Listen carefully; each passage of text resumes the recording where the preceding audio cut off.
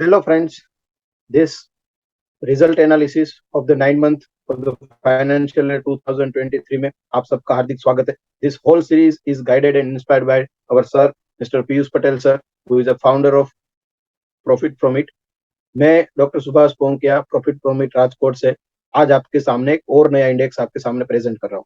इससे पहले जो हमने बात की थी वो टेक्नोलॉजी सेक्टर की यानी कि इंफॉर्मेशन एंड टेक्नोलॉजी सेक्टर की बात की थी. आज जो हम बात कर रहे हैं वो बैंक एक्स यानी कि बीएससी का जो बैंक के रिलेटेड जो इंडेक्स है उसके बारे में हम डिस्कस कर रहे हैं. तो ओवरऑल अगर आप यहाँ पर देखो तो इनमें ऑल ओवर 10 से 11 कंपनीज है. उनमें से देखो तो अभी तक एक स्टेट बैंक ऑफ इंडिया और बैंक ऑफ बड़ौदा और फेडरल बैंक, 3 बैंक का रिजल्ट अभी बाकी है.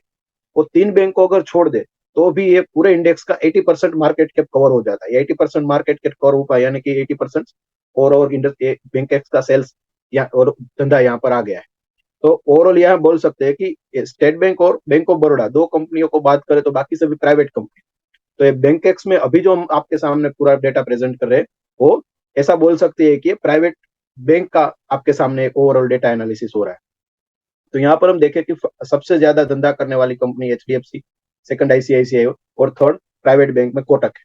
राइट. तो ओवरऑल लास्ट ईयर अगर फाइनेंशियल 22 में आप देखो तो फाइनेंशियल 22 में मोस्ट ऑफ जो भी कंपनीज थी सभी कंपनीज सभी बैंक के जो लास्ट ईयर के ईयर में ग्रोथ था एनुअल ग्रोथ वो सिंगल डिजिट में यानी कि 8 to 10% के आसपास था. और ओवरऑल पूरा इंडस्ट्री का अगर ग्रोथ देखे तो 6% था. राइट. लेकिन इस बार देखो 9 मंथ में इंडस्ट्री का ग्रोथ 20% आया है और ओवरऑल सभी कंपनी सभी बैंक का डबल डिजिट में ग्रोथ आया है.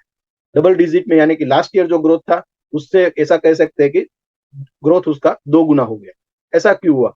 तो इससे पहले H1 के जब रिजल्ट्स हम डिस्कस किए थे उसी दौरान एचडीएफसी बैंक का रिजल्ट हो, एसबीआई का बैंक का रिजल्ट हो, उसी दौरान हमने ये पॉइंट डिस्कस किया था कि जो क्रेडिट ग्रोथ कोविड के कारण डाउन था वो धीरे धीरे इंप्रूव होना शुरू हुआ है. और जैसे क्रेडिट ग्रोथ बढ़ा तो उसका डायरेक्ट इफेक्ट बैंकिंग इंडस्ट्रीज के सेल्स पर होगा, उसके धंधा बढ़ेगा. तो तब से हमारी तैयारी थी कि अब से हम उम्मीद करेंगे कि जो सेल्स अफेक्टेड था या हम बोल सकते हैं कि 6%, तो यहाँ तो मेजोरिटी प्राइवेट बैंक, तो प्राइवेट बैंक का 6% इतना ग्रोथ नहीं हो सकता. वो एक कोरोना इफेक्ट थी, क्रेडिट ग्रोथ डाउन था, इसी वजह से जैसे उसका ग्रोथ आया तो सारी कंपनियों में हम देख रहे हैं कि ग्रोथ आया है. ओवरऑल यहाँ हम देखें तो एक बंधन बैंक है जो लास्ट ईयर भी 14% था, इस पर 40 यानी कि न्यूट्रल जितना है. वो जो क्रेडिट ग्रोथ का एक क्रेडिट ग्रोथ में एक अप मूव आया है उसका एक बंधन बैंक फायदा नहीं उठा सके. बाकी सभी कंपनी का क्रेडिट सेल्स में ग्रोथ पॉजिटिव है. प्रॉफिट ग्रोथ तो पहले से ही अच्छा था.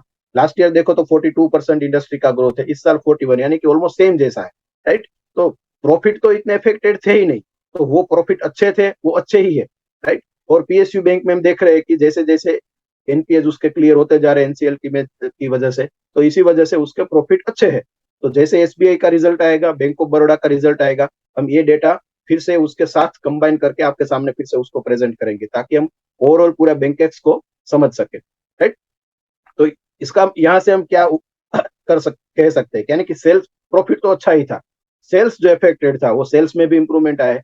तो यानी कि अगर आपके पास इनके related bank private bank related कोई भी कंपनीज है या तो पीएसयू रिलेटेड तो आप होल्ड कर सकते हो. राइट. अगर उसमें कुछ किसी भी वजह से कुछ कोई कोई मार्केट के कोई भी नेगेटिव रीजन की वजह से उसमें अगर डाउनफॉल आता है तो आप उसमें ऐड कर सकते हो. वो आपके पोर्टफोलियो और आपके रिस्क के हिसाब से है. यानी कि हम यहाँ से उम्मीद करेंगे कि आगे ये फाइनेंशियल ईयर खत्म होते होते जो फाइनेंशियल ईयर 23 का रिजल्ट आएगा और नेक्स्ट ईयर यहाँ से हम एक अप मूव एक्सपेक्ट करते हैं. ये पूरा जो एनालिसिस था वो बैंक के रिलेटेड था. नेक्स्ट हम जो डिस्कस करेंगे, अभी तक आपके सामने हमने 2 इंडेक्स रिलीज किया है. जो इंफॉर्मेशन टेक्नोलॉजी का डिस्कस किया था उसमें ऑलमोस्ट 90% कंपनीज कवर हो गई है. बैंक एक्स में भी पीएसयू बैंक का बाकी है रिजल्ट, तो ऑलमोस्ट प्राइवेट बैंक को कंसीडर करें तो 80% जितना हो गया है. तो जब पीएसयू बैंक का आएगा तो हम फिर से बैंक को एक बार रिवाइज करेंगे.